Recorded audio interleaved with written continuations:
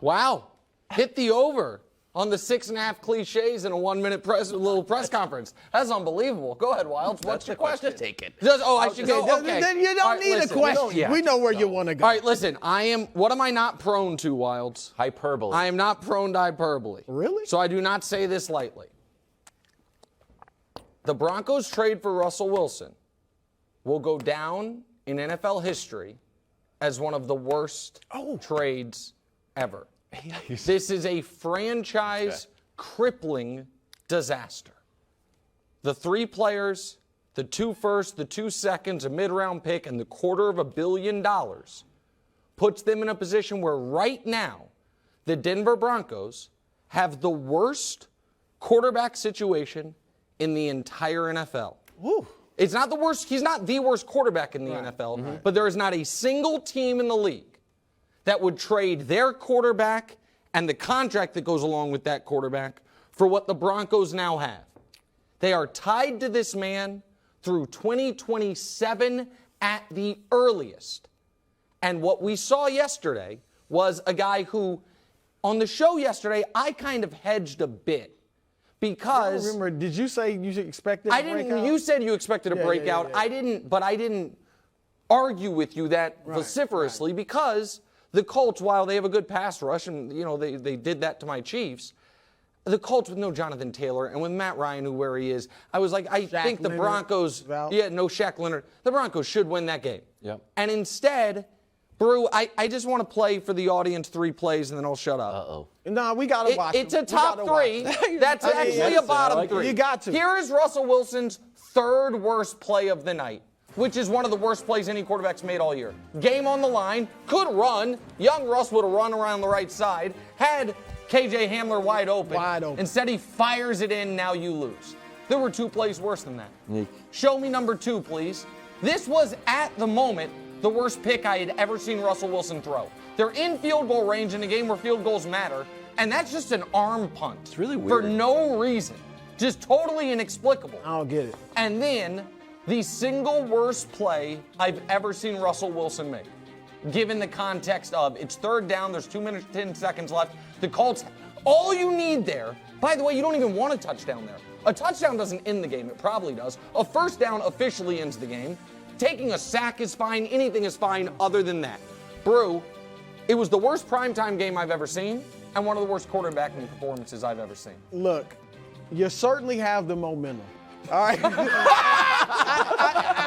I am not going to come on national television and defend what Russell Wilson did last night. Thank you. I would be idiotic.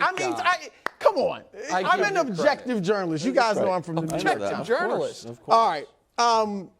Russell The man Wilson worked at the New York Times, for God's sakes. You can say what you want about Nathaniel Hackett, or as my iCouple radio show partner Rob Parker calls him, Nathaniel Can't Hack It. Oh, yeah. Okay, you can say all you want about him. Like that. But Russell Wilson lost them that game last night. And it's rare that you say one play. He really lost them the game. We talked about Lamar, last weekend. Okay, he threw the bad news. Russell Wilson, with the 3 plays you just showed, that lost them the game. Period. There's no ifs, ands, or buts about it. That said, Nick, and I'll give you this. They're not going 12-5. Oh, you don't say. I'll give you that. They're not going 12-5. You think they still could make the playoffs? I'm holding out hope. And look, here's what I'm going to say, because you made a whole your big picture point. I am not ready to give up on a 33-year-old, 9-time Pro Bowler who has a decade of strong play after 5 games. 5 games, now he's been atrocious, don't get me wrong. 5 games in a new system, 5 games with his own rookie coach who has his own struggles. We all know that. We saw Tom Brady early in the Bruce Arians system, looking mediocre. And then by the end, he forgot what down is. They started running more Brady stuff. Sure. So obviously they're gonna have to work this out and get more of his old stuff in there. But Nick, look, the last 7 games, we go back and forth about how good he was last year. We got a graphic about his last 7 games last year. His last 7 games. Look at the rankings. Yards per pass, 8th. TD to interception ratio, 3rd in the league. Passer rating, 5th. I just have a hard time believing that a guy in an one offseason, who's only 33 again, has declined this much. Now, he looks horrible, but I just think it's got to come back. And this is where, Wildes, a lot of people I heard saying yesterday, nobody saw this coming. And I wasn't trying to, puff my chest out a bit, but I was like, yes, some people did. You're early on that. And you know who also did? I don't think you thought it was going to be this bad. Well, I didn't think he'd be a bottom 5 quarterback statistically. But you know who also did? Pete Carroll and John Schneider. And maybe we need to give them a little respect. Because for years there was this push and pull in Seattle. And Pete made it very clear that he was protecting Russ from himself. This is how we need to run an offense. You want to cook, it's going to burn the kitchen down. And now all of a sudden, in Seattle, well, I don't know if this level is sustainable, Wildes, Geno Smith is doing exactly what they want. He's playing incredibly efficient football.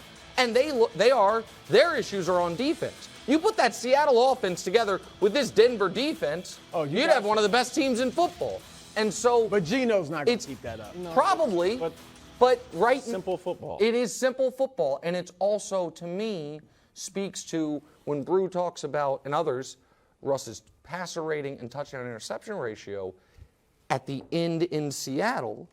Well, maybe running that Seattle system, Geno right now has a good pass rate and good touchdown interception ratio. And now Russell's out trying to do his own thing, and even up to and including going for, this is where some of the personal attacks on Russell Wilson are unfair. I poke fun at him a bit. But the ego going for glory stuff is real.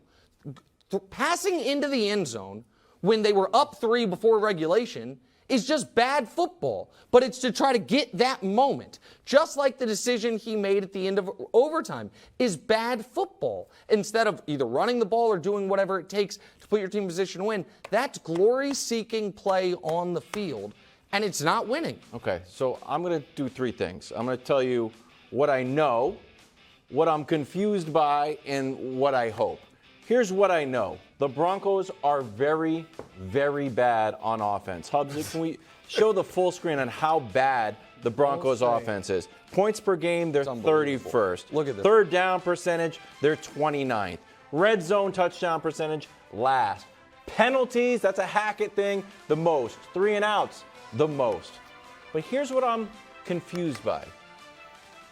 What has happened to Russell Wilson? Do we think it's the arm strength?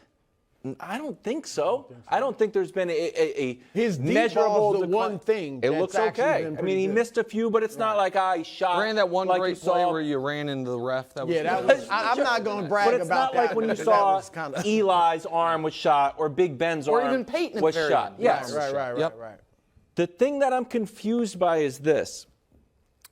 The decision-making seems odd. Yes. Where one of those interceptions, it's odd to throw it. It's extra odd to throw it when Gilmore is in the picture. The third down one where he just kind of lofted up, it's odd to throw that. What I hope is that's a very fixable thing, isn't it? Like I think that's not being as familiar with the system. But I really think that's what it is. So if it's not your arms, it's not your body, it's just a few odd decisions, like, you know what I'm going to do? Not make those weird decisions anymore. I disagree. But why can't he stop making bad decisions? Simple. Oh, well, the bad, because right now he is being asked to do things he wasn't asked to do in Seattle. So I don't know that we know he wouldn't always have made these bad decisions. I saw him lose a Super Bowl by throwing a pick on the 1-yard line. I saw that That's happen. not his fault. What do you mean? I mean, that was but a it bad was a play call. Okay, that was the call. The call it's wasn't both of their fault. I promise the call wasn't to throw the interception.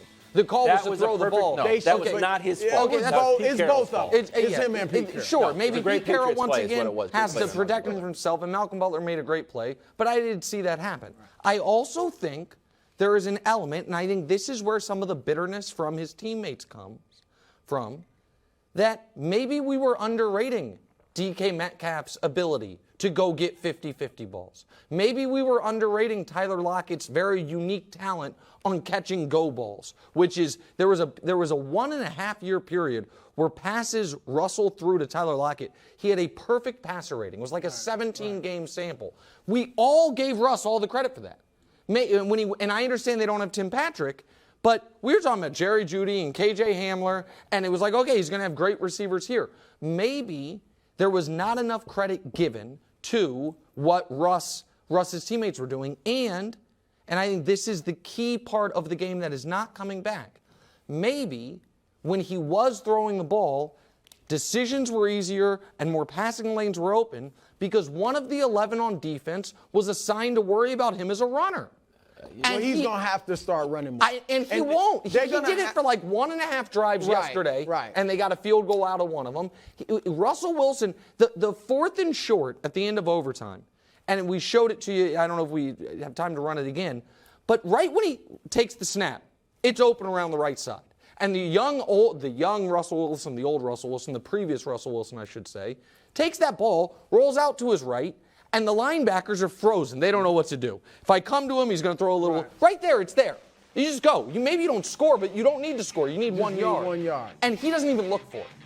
And I think teams know he's not going to run, and because of that, the passing lanes are not as open, and he is struggling.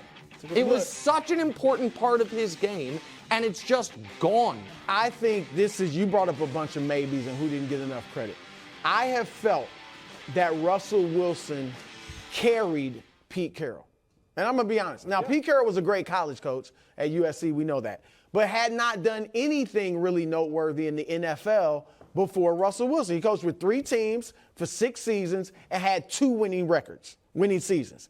He gives Russell Wilson 9 winning seasons and a Super Bowl, obviously, in 10 years. So I felt like Russ was kind of carrying Carroll. Now, kind of like we talked about with Matt Stafford, if this continues, and I don't think it will, I think Russ will get better. But if this were to continue, then I think that flips upside down and people start thinking like you, well, Carroll was maybe carrying Russ. Amazing.